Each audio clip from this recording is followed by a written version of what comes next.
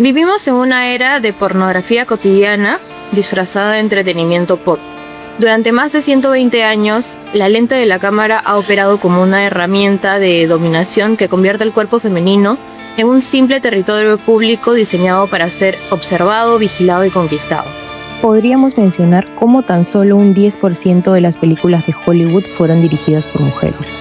Una disparidad que se traslada al streaming en plataformas como Netflix, Amazon, Movistar Plus, donde la presencia de mujeres directoras apenas alcanza un 20,9% frente a casi un 80% de hombres con el control de la cámara.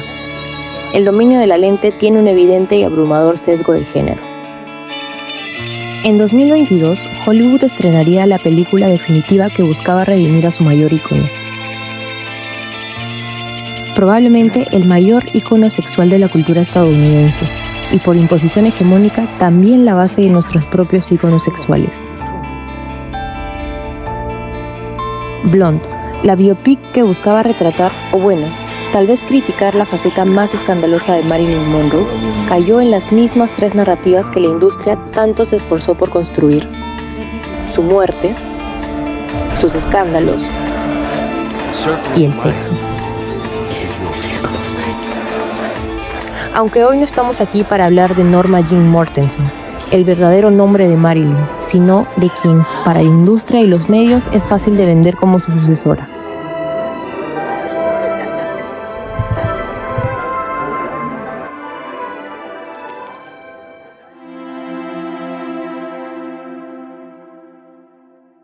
El concepto de male gaze fue acuñado en 1975 por la teórica del cine Laura Mulvey. Ella hacía referencia a una construcción de obras audiovisuales desde una perspectiva masculina que relegaba el papel de la mujer únicamente como objeto de observación y de deseo.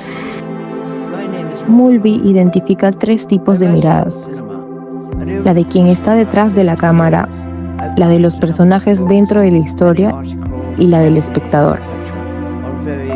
El problema no es que las mujeres aparezcan desnudas en la pantalla, sino preguntarnos por qué aparecen así. En la industria del entretenimiento contemporáneo, la mirada masculina se hace mucho más presente en un ejemplo muy conocido por todos, la serie de televisión Euphoria, donde el personaje interpretado por Sydney Sweeney llamado Cassie se sexualiza para vender contenido, monetizándolo a través de la mirada masculina y la hipersexualización de su cuerpo y en realidad de todo lo que representa ella. You've been a bad dog.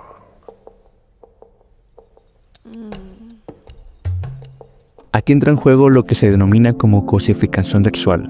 Tal como lo define la teórica Sandra Lee Barkley, ocurre cuando las partes o funciones sexuales de una mujer se separan de su personalidad, reduciéndolas a la condición de un mero instrumento diseñado para el placer ajeno. El caso de la serie Euphoria es paradigmático. Podríamos decir que al principio la serie buscaba criticar justamente la male gaze. Sin embargo, en las últimas temporadas, Euphoria cayó en la trampa, como tantas otras series de televisión, de glorificar la sexualización de las mujeres a través de la mercantilización. Ya de por sí la actriz Sydney Sweeney acumulaba la mayor cantidad de escenas de desnudos en la serie. Ella misma le reveló al medio de Independent que se filmaron más escenas de desnudo de las que finalmente se emitieron. Hay muchas formas de justificar los desnudos a nivel narrativo, pero es innegable las implicaciones de encasillar a un personaje bajo esta hipersexualización, que han trascendido incluso la pantalla.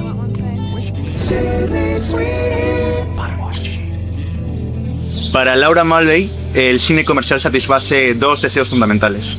El primero es la escopofilia o voyeurismo, el impulso instintivo y casi sádico de observar a otra persona reducida a un simple objeto erótico para la estimulación. El segundo es el narcisismo, donde el espectador, asumido estructural e ideológicamente como masculino, se identifica fascinado con el protagonista hombre o, en el caso de las series contemporáneas, con la figura omnipotente del director detrás del lente o el espectador detrás del lente. La comodidad que representa saber que hay actrices que están dispuestas a vender su cuerpo de alguna manera para tu público. Y el gran peligro de esta derivación es que gran parte del público masculino consume principalmente estas figuras como objetos. Un ejemplo ocurrió con la propia Sydney Sweeney cuando un paparazzi difundió fotografías suyas sin maquillaje ni producción. Parte de su audiencia masculina comenzó a criticarla duramente en redes sociales, demostrando que su aceptación depende de una imagen física idealizada y de que de ella responde a determinados valores masculinos. Pensemos también en Pamela Anderson, cuyos papeles como en Baywatch deberían ser una de las sex symbol y playbos más exitosas de su época. Sin embargo, esto mismo le jugó en contra al momento de entrar a la industria, ya que solamente le dieron papeles enfocados en su apariencia. En cuanto a los directores, el fenómeno de male gaze parece difícil de evitar cuando la creación de personajes femeninos depende exclusivamente de una mirada masculina. Como suele decirse para algunos directores, la liberación de la mujer consiste simplemente en liberarla de la ropa. Como otro ejemplo aparece en el cine de superhéroes, donde históricamente los personajes femeninos han sido retratados desde una óptica superficial y sexista. El personaje de la Mujer Maravilla permite observar claramente cómo la perspectiva de un director modifica la representación femenina.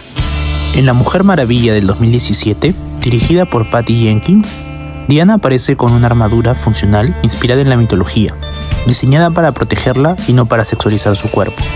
Incluso cuando Steve Trevor aparece desnudo, la directora evita convertirlo en un objeto visual, rompiendo con la lógica tradicional de la mirada masculina. En la Liga de la Justicia del 2017, bajo la dirección de Zack Snyder y Joss Whedon, esa mirada masculina regresa con fuerza. El vestuario civil de Diana cambia por prendas mucho más ajustadas y escotadas. Revela que la cámara utiliza ángulos bajos y planos, que permanecen innecesariamente sobre su cuerpo. Esta representación también afecta a las guerreras amazonas, cuyo traje funcional fue reemplazado por una gran parte que dejaba su cuerpo al descubierto. Frente a esta situación surge la mirada femenina o female gaze. La female gaze es una perspectiva visual y narrativa que surge como respuesta a la mirada masculina. Su objetivo es dejar de representar a la mujer como objeto de deseo para reconocerla como sujeto de su propia experiencia. La cineasta Joe Soloway propone 3 principios para comprender esta mirada. El primero es sentir mirando, donde la cámara busca transmitir las emociones del personaje en lugar de simplemente mostrar su apariencia. El segundo es la mirada contemplada, que permite al público experimentar cómo se siente ser el objeto de una mirada constante y dominante. El tercero es devolver la mirada, que consiste en que la mujer mire de vuelta a quienes la observan, afirmando simbólicamente "los vemos mirándonos". Para aquellos que deseen experimentar de primera mano cómo opera esta perspectiva, resulta indispensable acercarse a obras dirigidas por mujeres que construyen narrativas desde la female gaze. Se recomienda la aclamada Retrato de una mujer en llamas de 2019 y Tomboy de 2011, ambas de la directora francesa Céline Sciamma. Cintas que recontextualizan el deseo, la identidad y la experiencia femenina creando un espacio seguro y libre de la cosificación. Otra obra pionera que rompe esquemas es El piano de 1993 de Jane Campion, una cinta que expresa la sensibilidad y sexualidad femenina desde una perspectiva desacomplejada y libre de prejuicios patriarcales. Finalmente, la verdadera victoria frente a la cultura de la hipersexualización consiste precisamente en devolver la mirada. Este cambio representa la recuperación de una agencia históricamente negada y afirma que las mujeres dejan de existir como espectáculo para convertirse por fin en protagonistas y dueñas de sus propias historias.